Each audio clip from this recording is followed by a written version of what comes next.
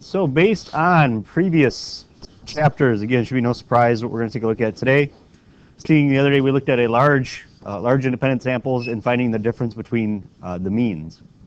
So today we're going to find out, well, what if one of the samples was not large enough? We have to change our distribution that we look at. We can't look at the standard normal distribution anymore. We look at the student distribution, or sometimes called the t distribution. Probably very important to realize if at least one of the samples is less than 30. So one of your samples could have 75 in it. If the other sample has 20 in it, you have to use t. All right, it's just one of them has to be less than this, because we want to make sure that the standard deviation hasn't been thrown off, or the mean hasn't been thrown off because the sample was too small. That's really the reason for the t distribution. Once again, we are going to try and figure something out, the difference between the two population means, which we're probably not going to know. Each population must be normally distributed, and the sample should be independent to run this test. Okay. So let's take a look. It's going to look very familiar. In fact, when I get that little rectangle I put in there out of the way, it probably isn't going to look all that different from what we had yesterday.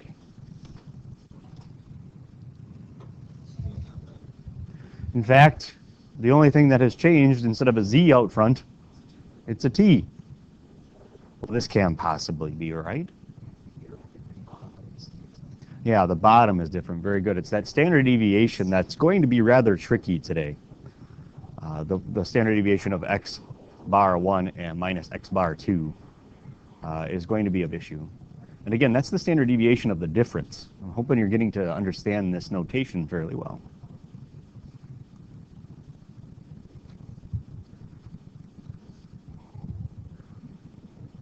Yesterday was that big square root with sigma squared over n1 plus sigma squared over n2, right? And then take the square root of it.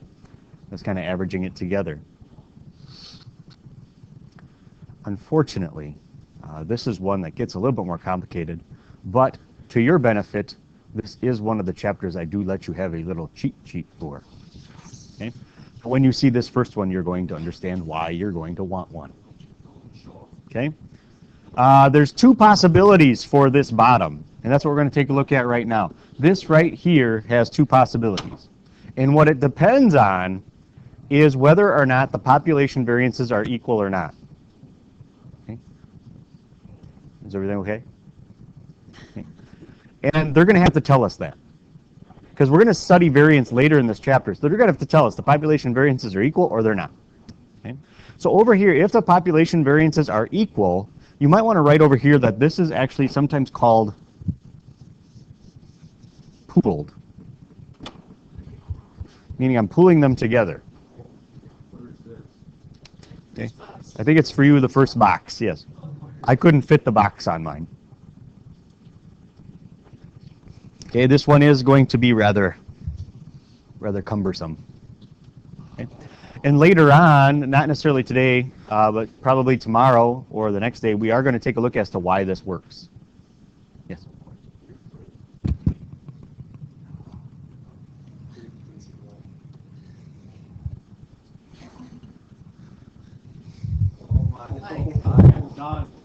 In my investigation of this formula, that is the best version they could give you. Oh, it could get worse. Trust me. This is the best version they could give you.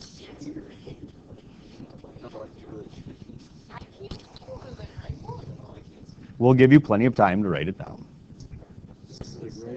So a big old square root there, but it is n1 minus 1 times the sample standard, it's the sample variance of sample 1, plus the number from 2 minus 1 times the variance of, yeah, this is all the bottom. Very good. Yeah, so the bottom has a bottom, in other words. But I have tried to give you a better version of that, but it actually does make sense once you kind of dig in there and figure out what all that stuff means. And it makes sense why they call it pooled. Well, and in all truthfulness, this is very similar to yesterday's, right? Just that little part. But. So you only use this if they tell you the population variances are equal, because then what we're going to try and do is we're going to try and pool the sample variances together. The second one is basically yesterday's. Yeah, it's N1 plus N2 minus 2. Yep. And really, that even makes sense if they're pooling it and both of them are doing N minus 1, and then another N minus 1. Well, it would end up being minus 2 in the end. Yeah. It's logical. Yeah, that's the tricky part. That's really a u dividing by the square root of n is really what that is doing in this particular case, but they have to be pooled together. That's what that last part is. So that's the tricky one. The other one's not bad at all. In fact, it's going to look very familiar to yesterday. Okay. But now here's something very important. Degrees of freedom on this one on the left is going to be determined by n1 plus n2 minus 2. That's going to tell you degrees of freedom. That's important because we're going to look at that t distribution, and we need to know that. Okay. Over here, they're telling you, once I unveil it, that the degrees of freedom is whichever one's smaller, n1 minus 1 or n2 minus 1. You just pick the smaller of the two. This one, you can probably tell already, much smaller. And basically is the same thing as yesterday.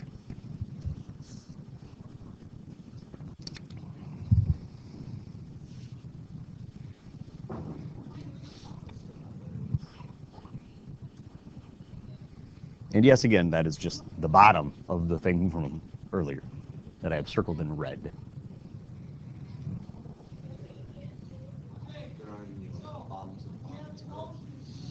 But there's no more bottoms, you know.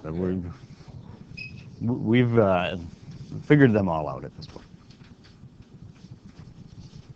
And I believe I have that n1 minus 1 and n2 minus 1 on there already for you, right? The degrees of freedom thing? Okay. Because actually using this is not as difficult or as scary as it seems as long as you have the formulas. And again, we will talk about why that formula on the left-hand side, why that is what it is.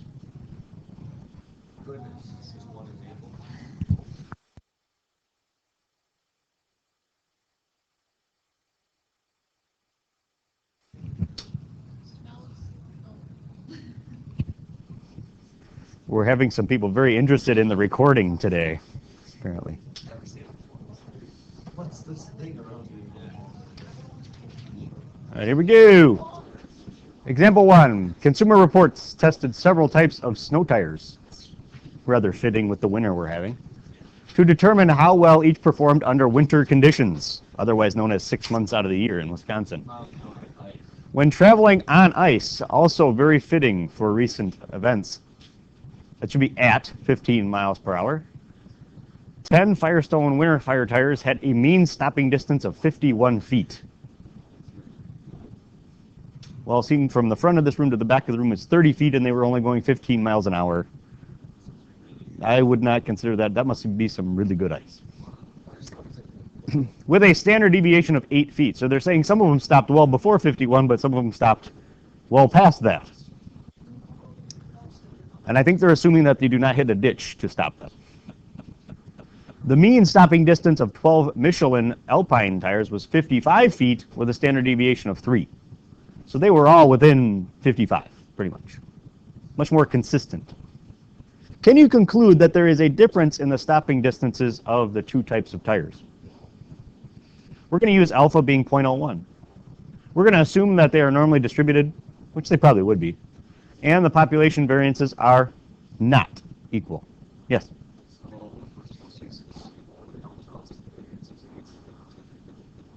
The question that I just had is if they don't tell us if the variances are equal or not, can we do it? It would probably be at this point best to not. I think we will learn things later that will help us with that. It's a very good question. So we have to find out if we believe there is a difference. So here we go.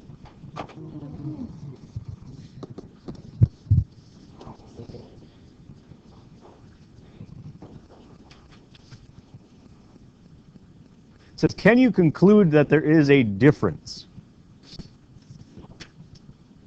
So again, if there's a difference, that means if I subtract, Are the two equal or not? Well, that's what you got to decide. Does it saying here one's greater than the other? No, it's just saying, is there a difference? So in other words, we're trying to find out are they different? So how would you write that in a null or alternate? Again, we know it's mu1 and mu2. Yeah, we're just going to use equal and not equal, right? Because if there is a difference, they're not going to be equal, right? And so the claim is in the alternate. Now it seems maybe silly to you why we take so much time to write those every time, but what's probably depending on how you look at it, at the beginning, what's the most valid or most important information we gain from that? Yeah, one tail, two tail, right tail, left tail, what are we looking at? And for this particular one, we're looking at 2. So it's going to be some t critical value, so some positive and negative on it. But now we got to figure out, okay, well that's great, but if we go to the t distribution, we need to know how many tails, we need to know alpha, but we need one more bit of information if we're going to go to that route. We need degrees of freedom. All right. So the variances are not equal, so I'm not going to pool them, correct? And so what does it say on this other page? If we're not going to pool them, which is this one over here, this is not pooled then, right, the one on the right, I just have to take the look at the smaller of the two, right? So n1 minus 1, n2 minus 1. So for those listening to the recording, we're looking over here right now. Okay? So we got to figure that out. All right. So what is n1? N1 was 10 right here, right? And N2 was 12. So if I subtract 1, we're looking at this one being 9 for degrees of freedom and this one being 11. This is your degrees of freedom. So we're going to use 9. Okay? So look on your t distribution table. Probably should get that out. We know alpha is 0.01. We've got 2 tails and degrees of freedom 9. I don't know if I have it in here or not. I might. It's not looking good. No, apparently not. But you should all have it. I have it written down at least. Maybe. Oh yeah, there it is. Anybody have that value yet? With alpha being 0.01, n's pretty small. I'm expecting this to be pretty big. 3.25? That's what I got. So everybody look right now, make sure you can find that it would be 3.25 on that table. Because as you're finding out, that table is very important. And again, that represents kind of your cutoffs. Here, there, right?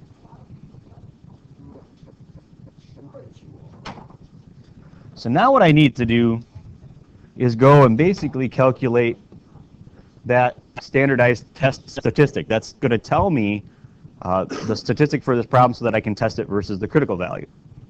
Okay, so here we go. Basically, again, then that's probably going to be our problem, right? Yeah, top part's not that bad. So let's scroll down so we have plenty of room here. So now let's go find it. So the way we have it, which one do we want to make x1? Well, let's make the first one x1, right? So it's saying, is the 15 miles per hour, is that pertinent to any of my calculations? No, not really. The fact that there's 10 tires, we already took care of that, right? So now the mean stopping distance for the first one, so this is like x bar 1, was 51, and x bar 2 was 55, right? So we're going to go 51 minus 55. Now, do I really know mu1 and mu2? I don't, and so if I were to subtract them, we're going to say they're the same, so if I subtract them, I get 0. Now for the fun part. And I'll do that over here. This is what's going to go in the denominator. So that's basically how far apart they are. Only -4, right, is really what we're looking at so far in our numerator. Everybody with me on that? So now I got to figure out, that's how far it is. So now I got to figure what's one standard deviation so I can find out how many standard deviations that is. And what I'm talking about here is the difference in x bar, so I need the standard deviation for the difference of x bar. It all works together. It's like having the same label. Right? And so on the front, it tells you to take a big old square root of the variance of the first sample over how big it was. So it's the average variance of the first one, right? So what was the standard deviation for the first one? 8. So the total variance would be 8 squared, right? Over, now do I put 9 down there or 10? Yeah, you actually put 10. So that would be the average variance for the first one. And now we got to add the average variance of the second one. And so we've got, what's the standard deviation there? It's 3, right? So the variance then is 3 squared over, how many was there? 12? Okay. So whatever this number is going to end up going over there. So we're going to basically take -4 and divide by whatever you get for this answer, right? And if you're pretty good at your calculator, it should be -4 divided by answer once you get that, right? Yeah.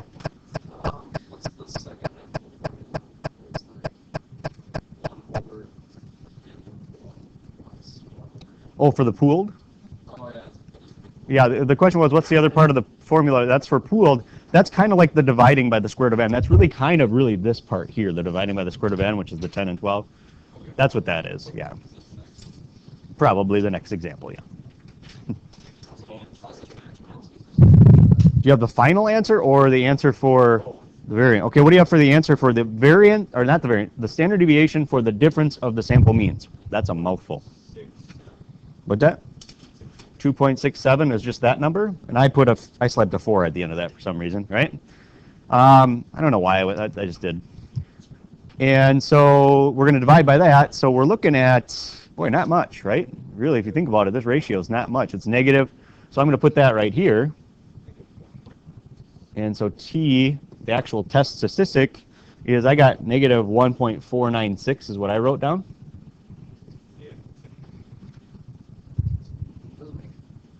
So, and you got to remember T, the zero's kind of in the middle again, right?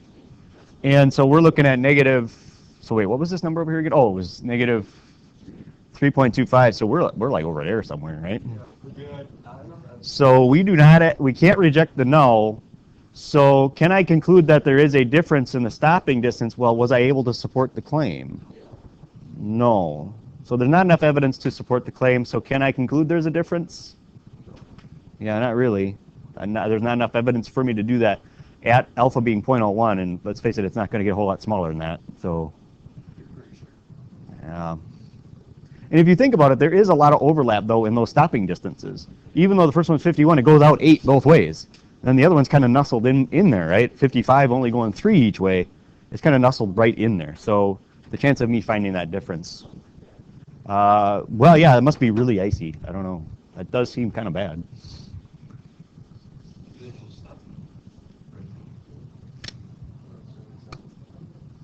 Yeah, perhaps they should check their ABS, huh? That might not be working. Or if they don't have it, make sure you pump your brakes. Okay. Everybody good? Whoa, everybody's so excited about example 2. All right.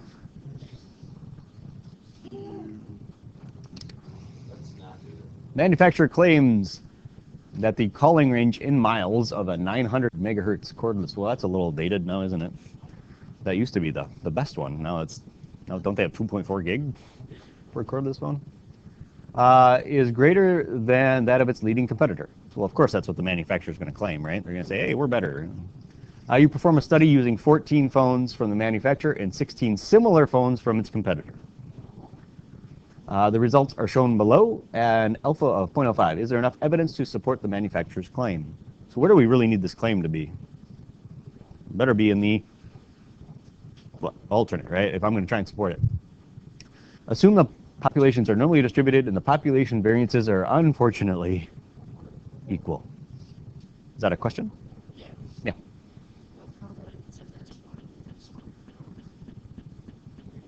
Oh, just a typo. Yeah, this one over here should be S. So X bar 2, S2, and 2. X bar 1. There you go. Thank you. You're pretty sure the variances aren't equal, huh? Imagine that.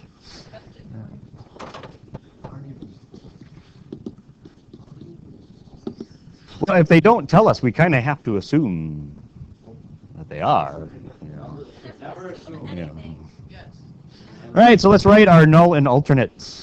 We need the claim to be in the alternate. So what is their claim? That the calling range of its phones which we're gonna, so we're gonna say the average, right, is what? Greater. So we're gonna call them, so here's the manufacturer, apparently we're gonna call that sample 1, right? So when we talk about mu1 and mu2, we better take that into consideration.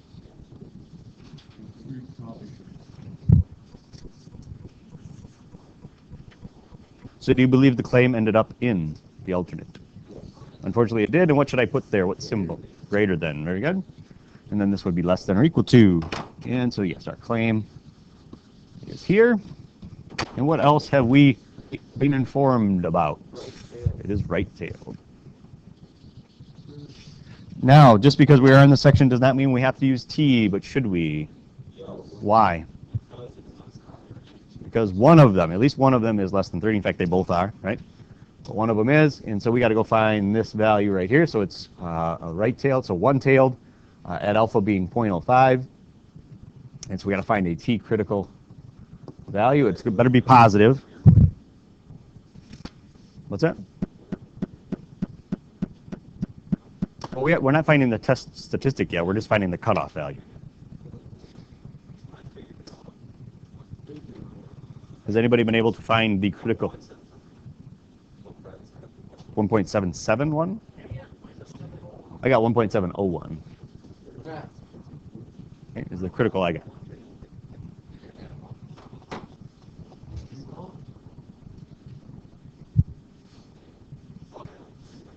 Yeah, what have we not divulged yet? What did I not write down yet?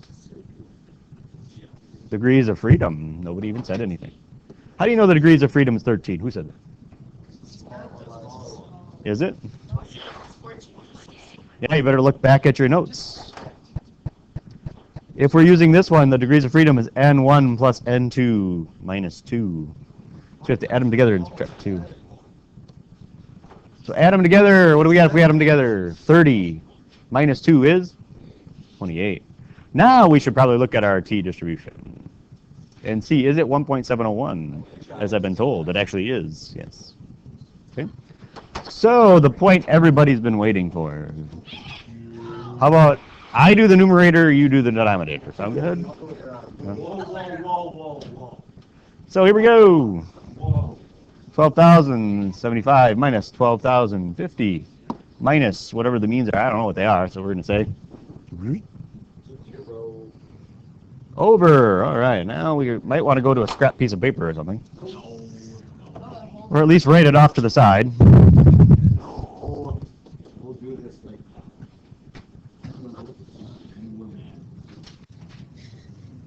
Okay, so the first one's kind of dealing with sample 1, and it says take n minus 1. So I'll write the whole thing out. 14 minus 1. Now see, I don't need to go back because I kind of know where this formula is coming from. It makes it a whole lot easier to remember. Okay, times, basically, variance for the first sample. What would variance for the first sample be? 45 squared, right? Okay. Plus, now what we're going to do is do n minus 1 for the second sample. So 16 minus 1 times the variance of that one, which is 30 squared. All over a number we already have written down, because it's n1 plus n2 minus 2. 28. Now, unfortunately, now that isn't all of it. This is something somebody asked about earlier. What's that whole thing at the end? Yeah, we got to take that times this other square root, which is 1 over, what was n1? 14. 1 over 16. There was a question. Who had it? Yeah. Your raise to the power, is there a difference why one's inside and one's outside? Oh, no, I don't know why I did this. The question is, this one here, 45 squared, it kind of is on the inside. This one, 30 squared is on the outside. It does not make a difference because of where my parentheses are. Yeah, either way of writing it's fine. Now, if I had another set of parentheses on this one on the right, then that could cause problems.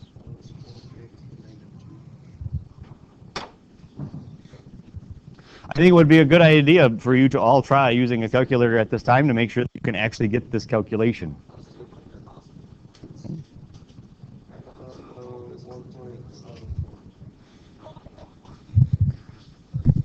So go ahead and try that now.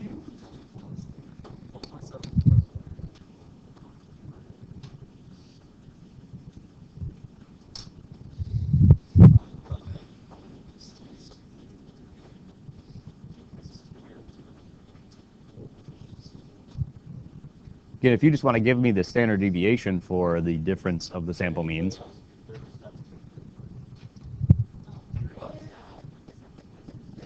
Yeah, I didn't do it. I just typed it all in, so I don't know. I don't have the first part.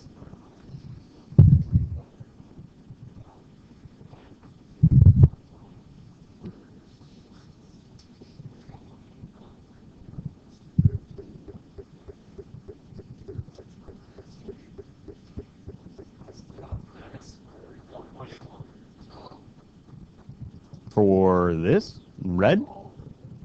Oh, what do you have for the stuff in red? Do you have that? Oh, Well, I would hope that we could handle the numerator. 13.8. 13.8 is correct for the standard deviation. So this red stuff down here is approximately, I have 13.802, I think is what I have written. Yeah. Okay. So I want you all to try and make sure you can get 13.802, because I know once you get that, you can all put it here and do that math. I'm not too worried about that, because that actually does come out to be what was said earlier, which is about 1.811. So again, probably more important is the hardest of the calculations, which is that standard deviation of the difference. Just 13.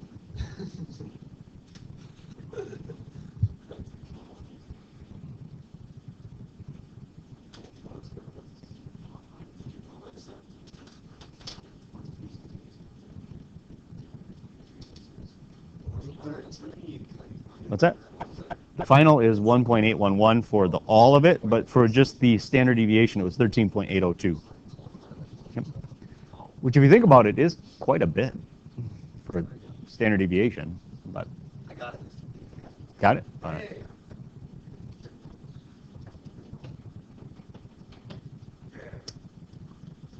So the critical, is everybody kind of there? The critical is 1.701. I got 1.811. And we didn't really round a ton. So I'm feeling that we're probably pretty good with this. So we're actually hitting about here. So we can reject the null and actually support the claim. So there is enough evidence to support the claim at alpha being 0.05. Obviously at other alphas we probably would not if alpha was smaller.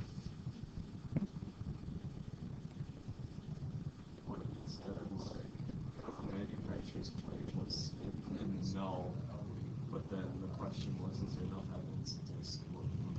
Okay, the question was, is what if the manufacturer's claim was in the null and they asked us if there was enough evidence to support the claim? We cannot do that problem. And that's why normally claims are that we are better or we are greater, because it is something that actually can be attested to statistically. Right, yeah, there's no method that we have right now to test that. Very good question. If we look at the numbers again, at first glance, the two were pretty close at 1275 and 1250. But if you look at those standard deviations, there is a little overlap, but not as much as the last one, where the other one was almost completely embedded in the first one, right? Where this, there's just a little bit of overlap, but not a whole lot. Okay. If you're looking at kind of an interval way of looking at it. Again, I know that the standard deviation, when it's pooled like this, is not the easiest calculation. But if given the formula, it should be fine. And hopefully once I show you where it comes from, it'll be easier to remember.